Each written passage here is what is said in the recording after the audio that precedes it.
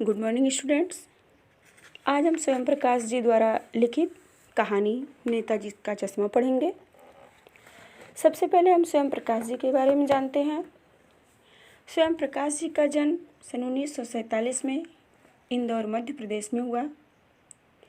Mechanical engineering की पढ़ाई करके एक औद्योगिक प्रतिष्ठान में नौकरी करने वाले स्वयं प्रकाश का बचपन और नौकरी का बड़ा हिस्सा राजस्थान में बीता।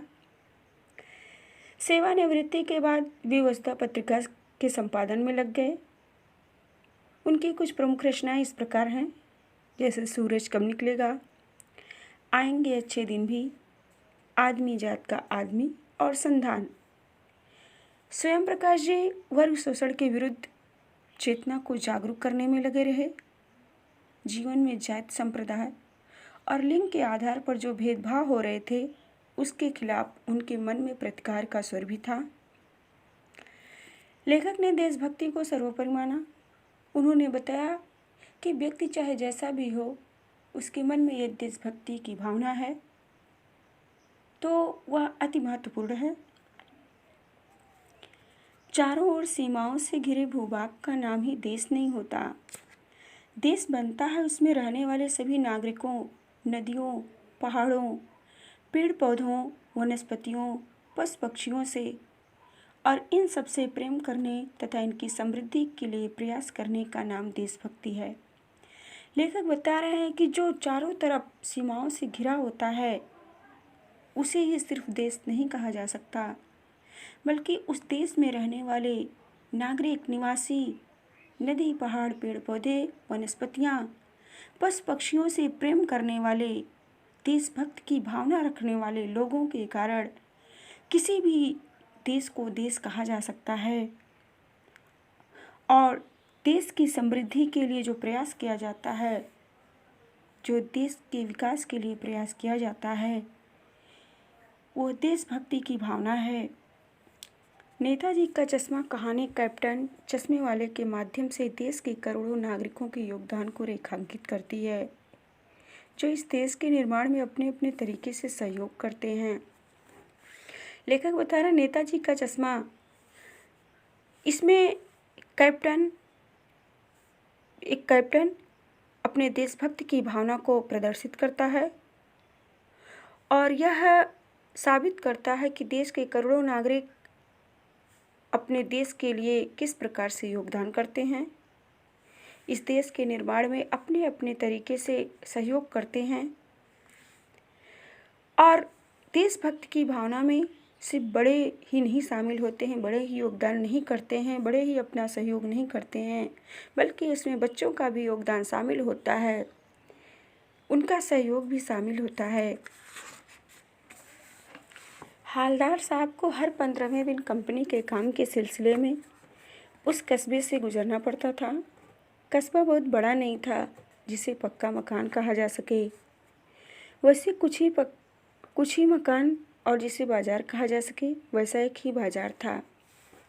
लेखक बता रहे हैं कि किसी कंपनी का उच्च अधिकारी जो अच्छे पोस्ट पर था, वह हर 15वें दिन कंपनी के काम के सिलसिले में उस कस्बे से जाता था। कस्बा यानी जो बाज़ार से छोटा और गांव से बड़ा होता है उसे कस्बा कहा जाता है। बाज़ार और गांव के सटा रहता है, बीच का होता है। उसमें कुछ पक्के मकान थे और बाज़ार की तरह एक बाज़ार भी था। कस्बे में एक लड़कों का स्कूल और एक लड़कियों का स्कूल था। एक सीमेंट का छोटा सा कारखाना था। 2 ओपन एयर सिनेमा घर, ओपन एयर यानी बिना छत का, 2 बिना छत वाले सिनेमा घर और 1-2 नगर पालिकाएँ थी। नगर पालिका थी तो कुछ न कुछ करती भी रहती थी। कभी कोई सड़क पक्की करवा दी, कभी कुछ पेशाब घर बनवा दिए, कभी कबूतरों की छतरी बनवा दी, तो कभी सम्मेलन करवा दिया। लेखक बता रहे नगर पालिका के कुछ कार्य होते हैं और वह समय समय पर अपने कार्यों को करती है। कभी कभी सड़कें पक्की करवाना, सड़कों का मरम्मत करवाना, कबूतरों की छतरी बनवाना और कभी सम्मेलन भी करवाया करती थी। इसी नगर पालिका के किसी उत्साही बोर्ड या प्रशासनिक अधिकारी ने एक बार शहर के मुख्य बाजार के मुख्य चौराहे पर नेताजी सुभाष चंद्र बोस की एक संगमरमर की प्रतिमा लगवा दी। यह कहानी उसी प्रतिमा के बारे में है, बल्कि उसके भी एक छोटे से हिस्से के बारे में है।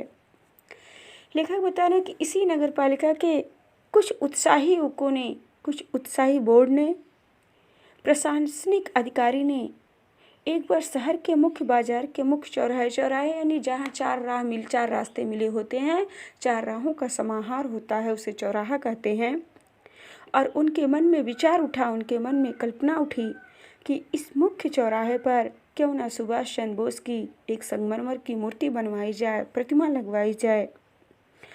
और जो सुभाष चंद्र बोस की संगमरमर की प्रतिमा लगी, यह कहानी जो नेताजी का चश्मा है, यह कहानी उसी प्रतिमा के बारे में है, बल्कि उसके एक छोटे से हिस्से के बारे में है।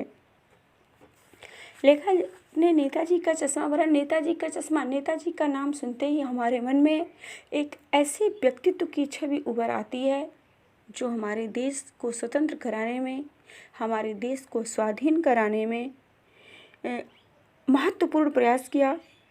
नेताजी सुभाष चंद्र बोस का हमारे देश को स्वतंत्र कराने में बहुत बड़ा योगदान रहा है। उन्होंने हमारे देश के लिए अनेकों महान कार्य किए और नेताजी का व्यक्तित्व, नेताजी के सिर पर एक टोपी और उनके आँखों पर एक चश्मा लगा होता था, उसी व्यक्तित्व को यहाँ उभारा गया है।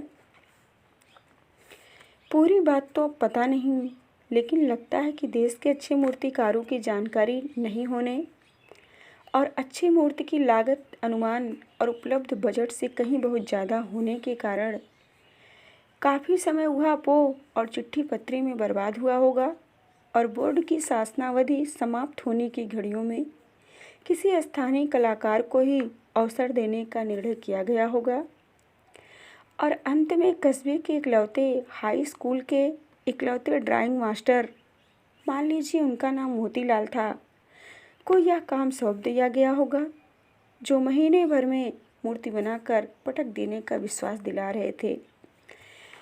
लेखक कह रहे हैं कि चौराहे पर सुभाष चंद्र बोस की प्रतिमा, सुभाष चंद्र बोस की मूर्ति तो लगवाई गई, किंतु उसमें कुछ कमियां रह गईं और उसे देखकर ऐसा प्रतीत होता है कि जब उस समय मूर्ति का निर्माण किया गया, जब उस समय प्रतिमा लगवाई गई, तो देश में अच्छे मूर्तिकार नहीं थे या इसकी जानकारी प्रशासनिक अधिकारियों को नहीं थी, या फिर ऐसा भी कहा जा सकता है कि वह मूर्ति बनाने का जो बजट था वह कहीं उनसे ज़्यादा पड़ रहा था, इसलिए उन्होंने अच्छे कारीगरों की खोज नहीं की और इस ऊहापोह में, इस उथल पुथल में समय व्यतीत होने के डर से उन्होंने कस्बे के इकलौते हाई स्कूल के इकलौते ड्राइंग मास्टर, मान लीजिए जिनका नाम मोतीलाल था, उन्हें यह काम सौंप दिया कि अब तुम्हें ही इस मूर्ति का निर्माण करना है, इस प्रतिमा को लगाना है। और उन्होंने भी सही जानकारी न होने के कारण भी मूर्ति बनाने की जिम्मेदारी अपने ऊपर ले ली और यह विश्वास दिलाया कि 1 महीने में मूर्ति बनकर तैयार हो जाएगी, प्रतिमा लग जाएगी। पटक देने का तात्पर्य है कि जो काम अनमने ढंग से किया जाता है, बिना मन का किया जाता है, बिना रुचि का किया जाता है, उसे पटक देना कहते हैं। कि मूर्ति बनाने की जानकारी न होने पर भी मूर्ति बनाने का जिम्मा लेकर के उस मास्टर ने अपनी जिम्मेदारी को पूरा करने का विश्वास दिलाया, मूर्ति बनाने का विश्वास दिलाया। जैसा कि कहा जा चुका है, मूर्ति संगमरमर की थी। टोपी की नोक से कोट के दूसरे बटन तक कोई 2 फुट ऊंची, जिसे कहते हैं बस्ट, और सुंदर थी। नेताजी सुंदर लग रहे थे, कुछ मासूम और कमसिन फौजी वर्दी में। मूर्ति को देखते ही दिल्ली चलो और तुम मुझे खून दो, मैं तुम्हें आज़ादी दूंगा वगैरह याद आने लगते थे। इस दृष्टि से यह सफल और सराहनीय प्रयास था। केवल एक चीज़ की कसर थी जो देखते ही खटकती थी। नेताजी की आंखों पर चश्मा नहीं था, यानी चश्मा तो था लेकिन संगमरमर का नहीं था। लेखक बता रहे हैं कि मूर्ति बनकर तैयार हो चुकी, प्रतिमा लग गई और जैसा कि बताया जा चुका है कि मूर्ति संगमरमर की थी। टोपी की नोक से कोट के दूसरे बटन तक कोई 2 फुट ऊंची मूर्ति थी, जिसे बस्ट कहते हैं। मूर्ति सुंदर थी और नेताजी सुंदर लग रहे थे, मासूम लग रहे थे, कमसिन लग रहे थे, फौजी वर्दी में दिखाई दे रहे थे। मूर्ति के देखते ही दिल्ली चलो और तुम मुझे खून दो, मैं तुम्हें आज़ादी दूंगा। लेखक बता रहे हैं कि जब हम किसी महान व्यक्ति को देखते हैं, महान व्यक्ति के चित्र को देखते हैं, तो हमारे मन मस्तिष्क में उसकी छवि उभर आती है, उसके क्रियाकलाप हमें याद आने लगते हैं, उसका व्यक्तित्व याद आने लगता है, उसका आचरण याद आने लगता है। उसी प्रकार जब हम नेताजी सुभाष चंद्र बोस की मूर्ति देखते हैं तो हमें उनका जो नारा था, दिल्ली चलो और तुम मुझे खून दो, मैं तुम्हें आज़ादी दूंगा, जो उन्होंने अपना देश आज़ाद करने के लिए, देश के नागरिकों को संबोधित करने के लिए, जागरूक करने के लिए दिया था, उनका व्यक्तित्व, उनके नारे हमें याद आने लगते थे। और इस दृष्टि से यह सफल और सराहनीय प्रयास भी कहा जा सकता था कि वहाँ के लोगों ने नेताजी सुभाष चंद्र बोस की मूर्ति लगवाकर, नेताजी सुभाष चंद्र बोस की प्रतिमा लगवाकर अपनी देशभक्ति की भावना को प्रदर्शित किया था, अपने देशभक्त की भावना को, देश के प्रति प्रेम को उजागर किया था। केवल एक चीज़ की कसर थी जो देखने ही खटकती थी, नेताजी की आंखों पर चश्मा नहीं था, यानी चश्मा तो था लेकिन संगमरमर का नहीं था। लेखक बता रहे हैं कि नेताजी सुभाष चंद्र बोस की मूर्ति को देखकर सब कुछ मन को आकर्षित करने वाला था, किंतु एक कमी दिखाई देती थी कि नेताजी की आंखों पर हमेशा चश्मा रहता था और उस मूर्ति पर चश्मा नहीं था। अर्थात उस मूर्ति पर, उस प्रतिमा पर चश्मा तो लगा था, किंतु उस मूर्ति की भांति वह चश्मा संगमरमर का नहीं था। एक सामान्य और सचमुच के चश्मे का चौड़ा काला फ्रेम मूर्ति को पहना दिया गया था। हालदार साहब जब पहली बार इस कस्बे से गुजरे और चौराहे पर पान खाने रुके, तभी उन्होंने उसे लक्षित किया और उनके चेहरे पर एक कौतुक भरी मुस्कान फैल गई। वाह भाई, यह आइडिया भी ठीक है, मूर्ति पत्थर की लेकिन चश्मा रियल।